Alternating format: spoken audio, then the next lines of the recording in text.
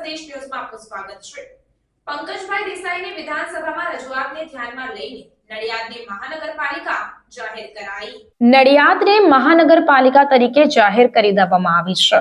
જી હા, પંકજભાઈ દેસાઈની વિધાનસભામાં રજૂઆતને ધ્યાનમાં લઈને મહાનગરપાલિકાની જાહેરાત કરવામાં આવી છે। સરકારના મંત્રી કનુભાઈ દેસાઈએ જાહેરાતમાં ઉલ્લેખ કર્યો। પંકજભાઈ દેસાઈએ વિધાનસભા ગૃહમાં સરકારનો આભાર માન્યો છે। અગાઉ આણંદને મહાનગરપાલિકા તરીકે જાહેર કરવામાં આવી હતી, ત્યારે નડિયાદને મહાનગરપાલિકા જાહેર કરતા વિકાસના દ્વાર ખુલશે। સરદાર પટેલની જન્મભૂમિ હોવાથી ખાસ તબક્કામાં પ્રાધાન્ય અપાયું।